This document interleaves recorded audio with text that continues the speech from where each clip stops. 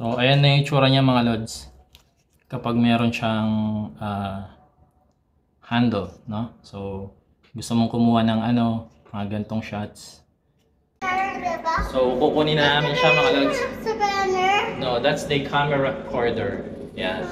Yun, doon na natin i-shoot lahat ng video tutorial natin, no? So, tara mga lods at kunin na natin to. Okay. Tara mga lods. Shooter. Let's go! So, ayan. Kunin natin siya. Ayun! There it is! Hey, pare! It's the one? Okay. Ito na siya. Oh, hold mo. Hold mo.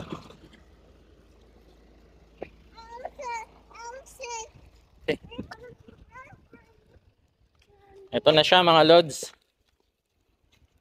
Ito na siya mga lods. So, i-unbox natin siya, no?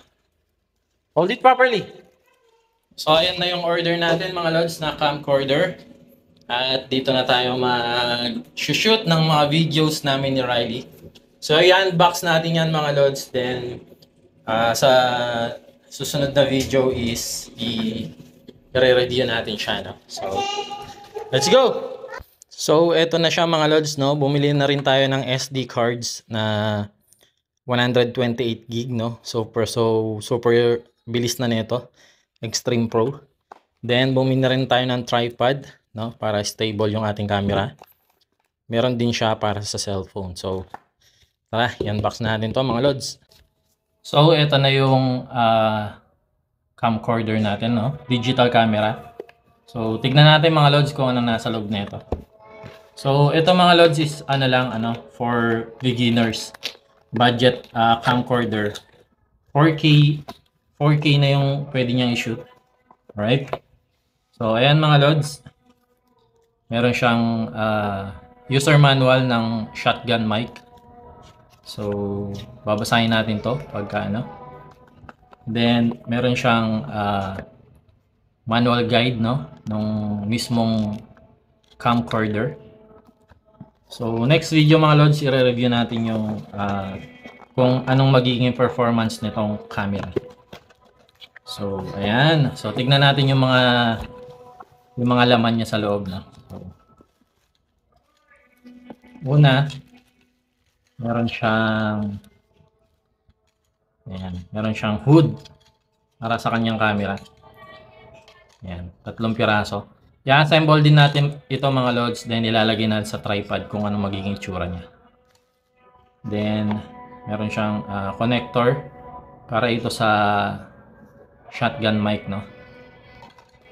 And then, merong isang naka-pouch dito. Ito na yung macro lens. So, binigyan na rin nila tayo ng extra lens mga lods, no? Ayan, napakaganda, oh. Meron din siyang cap. Yun. Meron na siyang libreng macro lens mga lods. So, ayan. Mga macro lens. No? Sana nakikita nyo. So, napaka-astig mga lods. Meron na tayong macro lens. Maganda to. Magagamit talaga natin yan. Then, meron siyang holder, no? Parang pang-stabilize ng ating camera. Alright, i-assemble natin mamaya. Titignan natin to. Okay. And then, meron din siyang remote control mga lods. So, kung halimbawa, nagpipiknik kami, ayan, pwede ko siyang i-control lang using this remote control. So, ang battery niya is yung maliit. Yung pabilog. Ayan. Hindi siya yung AAA, no? So, meron siyang tape dito. Tatanggalin natin yan. Tatanggalin lang natin yan para gumana tong remote control. Then, ano pa? Ayun. Meron tayong dalawang battery mga lods, no? Dalawa yung binigay nilang battery para mas mahaba yung ma-record nating mga videos. Pag na-empty to, pwede mo ulit gamitin tong spare na battery, which is napakaganda, no? Dalawa. May extra battery tayo. Then, eto na yung yung shotgun mic. Ayan. Meron na rin siyang parang pang filter. Tapos nandito yung volume adjustment. Dito mo siya i-charge. Then, yun. Sasaksak mo lang siya. No, i-assemble natin siya mamaya mga lods. And then, ito yung kanyang HDMI cord, no? Kung gusto mo siyang i-connect sa TV, kalimbawa na gusto mong panoorin sa TV yung mga videos, pwede mo siyang i-connect using this cord, no? Then, ito yung kanyang USB para sa charging naman niya. Wala silang binigay na ulo ng saksakan. So, universal naman. Pwede natin gamitin yung mga dati na nating mga charger. And then, ito na mismo yung camera. Okay, tingnan natin sa loob. No? Naka-pouch siya. Yun. Meron siya nalagyan. Ayun. Ito na mismo yung camera mga lods. So, ayan na siya. So, magaan lang siya, no? Napakagaan lang. Tapos meron din siyang lens cover dito na nakatali na, no? Secure, hindi siya malalaglag. No? Nakatali na siya, secure na hindi siya malalaglag. Then, bubuksan lang yan ng ganyan mga lods. Kaso wala pang battery, no? Lalagay natin yung battery mga lods. So, try natin to kung meron siyang charge, no? Tsaka na natin siya i-detail review mga lods. Unboxing muna tsaka konting trial ngayon. Tapos, isusubukan natin siyang i-assemble, no? So, pag ilalagay mo itong mga lods, ganyan lang, slide mo lang. Yun. Ayan. Okay na siya. So, buksan natin siya, no? Ayun mga lods. At nabuksan na rin siya, no? Automatic siya pagkalagay mo ng battery, automatic na siya nag-on. So, touchscreen na rin to mga lods. Ayan, no? Touchscreen na rin. 4K video. Ayan. So, ayun. Napakalinaw ng kuha niya, no? So, tsaka na natin i-review to mga lods. So, ayan. Napakalinaw ng kuha. 4K talaga siya. Makikita mo dyan, 4K video is 60. 4K 60, no? O, ayan. 4K 60 talaga yung video na nakukuha niya. So, i-assemble natin mga lods, no? Pag close mo siya, matik magko-close na rin siya.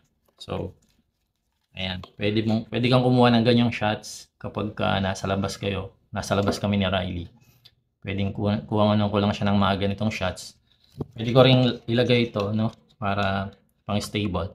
So, i-assemble natin siya mga lods, no? Tapos, ilalagay ko sa tripod kung gaano siya kastig.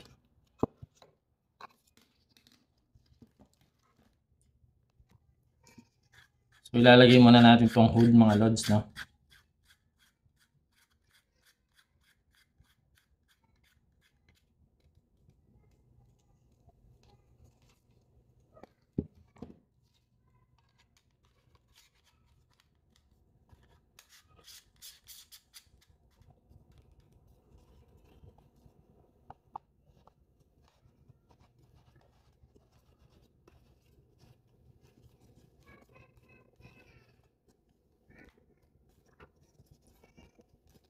So, ayan. Ganyan yung itsura niya pag mayroon ng hood mga lods.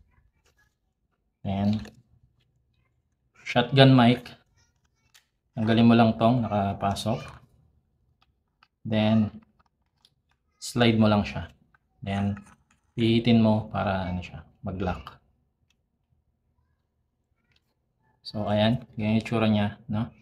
Meron siyang shotgun mic. And then, ilalagay na natin to. Ang maganda dito mga lods kasi meron din siyang screw dito, no? So, kahit meron ito, pwede natin siya ilagay sa tripod. So, ilagay na natin.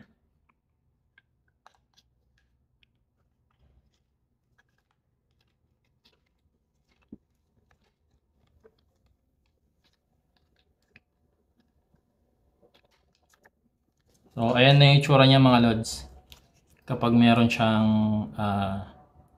handle, no? So, gusto mong kumuha ng mga gantong shots, no? Hindi ka mahirapan. Pwede rin naman ganito. Ganyan, no? Pagka mag-vlog ka, ganyan. So, ilagay natin siya sa tripod mga lods kung anong magiging itsura niya. Right? Ilalagay na rin natin tong 128 gig na SD card. So, ayan mga lods. Ganyan yung itsura niya, no? Hindi siya pwedeng ilagay sa tripod nang nakalagay yung niya, yung holder. Kasi magkaiba ng screw. So, ganyan ang magiging setup niyan pag magre-record na ako ng mga videos. Ayan, napakaangas, di ba? Yan mga lods. Yan lang. Susunod na videos, re-review natin to. Yeah, look at this. Maraming salamat sa panonood.